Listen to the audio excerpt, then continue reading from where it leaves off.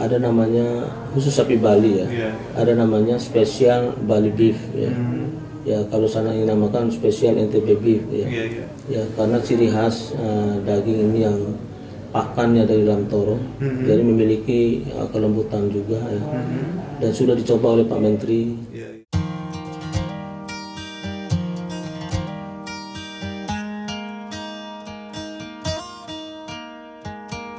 Assalamualaikum warahmatullahi wabarakatuh. Saya saat ini bersama Kepala Dinas Peternakan dan Kesehatan Hewan, Dr. Hewan Khairul Akbar MSI. Beliau ini belum lama dilantik oleh Gubernur sebagai Kepala Dinas di Provinsi NTB.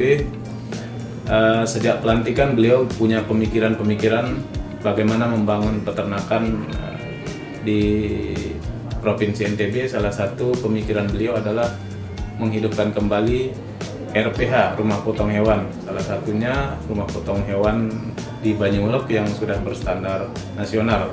Apa dan bagaimana kita akan dengar konsep-konsep yang disiapkan oleh Pak Kepala Dinas. Apa kabar Pak Kadis? Alhamdulillah baik. Oke. Pak Kadis, ini kan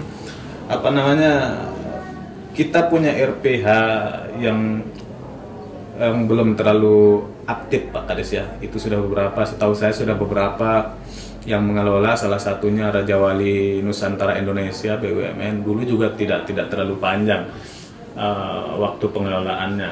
Nah, kira-kira yang ada di gambaran Pak Kadis itu programnya akan seperti apa untuk menghidupkan RPH Banyuolok itu? Sejak diundur dirinya pengelola yang sebelumnya ya, untuk yang GNE, maka setelah saya masuk ya, dan juga ini inovasi yang saya tawarkan pada tim Pansel waktu itu adalah bagaimana mendorong investasi dalam pengelolaan RPH. Nah, ketika saya ke Jakarta beberapa hari yang lalu pada saat rapat koordinasi kaitan dengan ekspor, di sana juga saya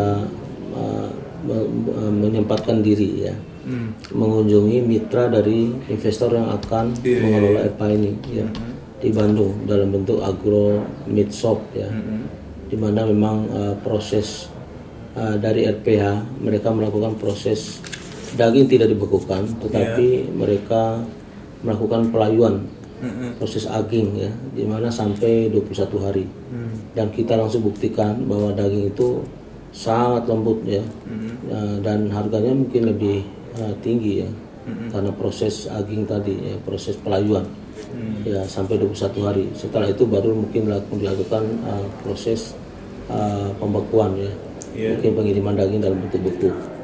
Nah, investor ini juga tadi saya sudah telepon juga, beliau sudah juga menjajaki beberapa lokasi ya, untuk pemasarannya. Baik bukan hanya di Bandung, tetapi bisa di Bogor, Jakarta, dan Bekasi. Terakhir kami sudah mendapatkan pemasaran di Bekasi.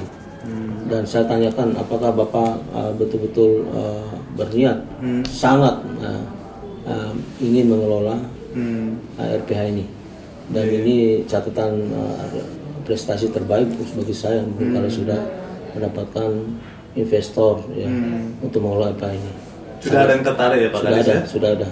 Mereka sepulang mereka masih di Bekasi saat ini, sedang penjajakan itu. Kemudian setiba di sini mungkin akan menghadap saya, kemudian akan mengajukan permohonan. Setelah mengajukan permohonan, beliau akan presentasi khusus di kami di dinas ini terkait keseriusannya mengurus atau mengelola RPH ini. Ya. Itu swasta? Swasta. Investor swasta. Bapak Insinyur Khairil namanya. Memang beliau selama ini berkecimpung juga di Bima waktu itu, tapi hari ini dan seterusnya dia akan tertarik sekali untuk mengelola RPH. Itu kan sudah banyak investor-investor yang masuk di situ Pak Kadis, dan tidak kuat juga. Kira-kira bisa menjamin investor yang akan datang ini bisa eksis di mengelola RPH itu? Saya melihat rasa optimisme dalam diri investor tersebut. Adapun hal-hal yang kurang mungkin beliau akan memperbaiki ya, fasilitas seperti misalnya ruangan pelayuan itu juga beliau akan perbaiki. Hal-hal yang kurang di RPH ini dia akan perbaiki. Nanti tergantung juga adalah kaitan dengan MOU antara pengelola dengan dinas ya. Nanti akan kita buat sistem yang tidak memberatkan satu sama lain ya. Semuanya enak gitu Pak. Target Pak Kadis kapan? Setelah Lebaran ini bukan. Setelah Lebaran sudah bisa action ya? Sudah, bukan action dulu, mereka ajukan dulu prosesnya, baru kemudian MOU penjelasan mereka teknik di sini, kemudian ya bulan-bulan depan ini sudah bisa action. Tahun ini sudah bisa mulai dikelola Pak Kadis? Tahun ini bisa. Saya optimis tahun ini bisa. Pak Kadis, kondisi RPH kita sekarang seperti apa di situ? Memang RPH ini karena udah lama dimanfaatkan, digunakan. Ada beberapa sana sini yang memang fasilitas yang rusak, yang kurang, yang memang nanti kita akan perbaiki. Ya. Kapasitasnya seperti apa di situ? Rata-rata kalau dulu memang 6 sampai 10 ekor ya. Potong per hari ya? Per hari ya. Kemampuannya sampai berapa sebenarnya? Bisa sampai 20 ekor bisa. Sampai 20 ekor. Setahu saya ada mesin-mesin yang besar di situ Pak Kadis, dan sudah mulai agak modern di situ. Apa saja yang bisa dihasilkan dari situ Pak Kadis, dari RPH Banyumolok itu nanti? Ya mungkin nanti kita akan lengkapi juga dengan ini ya, dengan mobil cold storage itu yang akan mengangkut daging ya. Karena memang seperti daging-daging yang tidak dibekukan itu adalah harus butuh mobil seperti itu. Kita punya, ada dititipkan di RPH di Bima ya. Dan mungkin kita akan bawa ke sini nanti. Itu bagian dari program industrialisasi ya Pak Kadis. Ya, nah, daging itu akan jadi apa di situ nanti? Apakah hanya daging beku saja atau mungkin ada pengolahan lain di situ? Ya, mungkin nanti kita akan bekerja sama dengan Dinas Perindustrian ya. Karena saat ini bukan hanya daging yang beku atau daging yang kita pilah-pilah lagi, berdasarkan jenis dagingnya. Ada sirloin, tenderloin, daging paha dan sebagainya kan akan kita pilah. Karena masing-masing daging memiliki ciri khasan dan daging-daging yang tersebut juga kami juga inginkan bahwa ada namanya khusus sapi Bali ya. Ada namanya spesial Bali beef ya. Ya kalau sana yang namakan spesial NTB beef ya. Ya karena ciri khas daging ini yang pakannya dari dalam toro, jadi memiliki kelembutan juga ya. Dan sudah dicoba oleh Pak Menteri, Pak Dirjen Peternakan, dan saat ini pun dari Direktur PPHNAK pun sudah mengiklankan ya, sudah bersuara terkait dengan adanya spesial Bali beef ya. Ya. Dan bukan Sambo beef itu ya? Bukan lagi, ya mirip-mirip, tapi ini daging sapi Bali ya, karena yang diberikan pakan dari dalam toro, dalam toro. Pak Kadis, apa saja yang sedang dilakukan sekarang di RPH Banyumolok itu? Ada revitalisasi kembali di situ? Ya, kita akan mengarah ke sana Pak, mengarah ke sana. Yang utama sekali kita harus cari investor dulu kan. Kalau investor sudah oke, permohonan sudah masuk, kami akan meninjau sebelum penandatanganan kesepakatan apa saja yang kondisi RPH saat ini yang perlu kita benahi ya, apakah tanggung jawab kami atau menjadi tanggung jawab investor. Nah itu akan dituangkan di dalam MOU ya. Ya dan sampai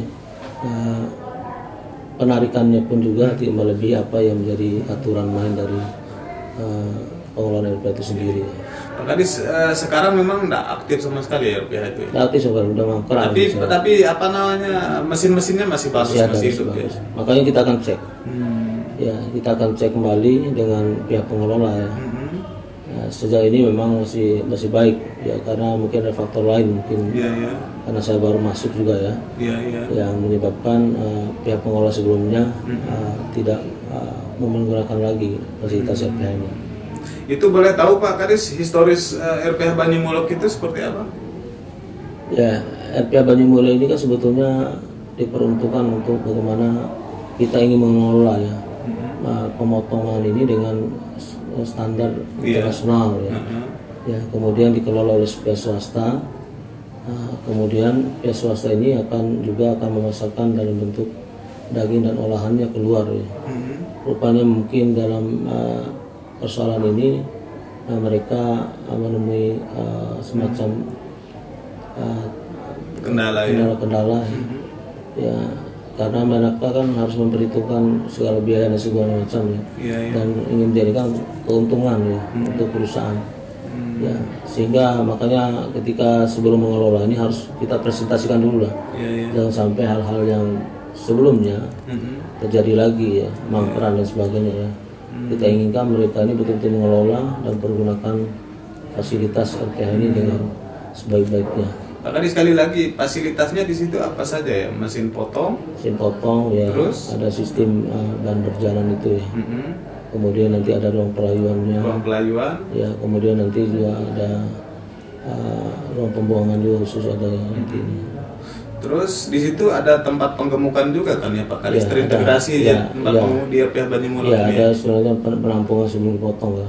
Karena bagaimanapun di RPH ini kan harus ada semacam pemeriksaan antemortem dan postmortem ya. Jadi itu memastikan dia sehat ya. Kita harapkan ini kan ada asup ya. Aman, sehat, utuh, halal, itu yang di RPH. Oke Pak Kadis, terima kasih banyak informasinya. Demikian tadi perbincangan saya dengan Pak Kepala Dinas Nakeswan Provinsi NTB, Pak Dr. Hewan Khairul Akbar MSI.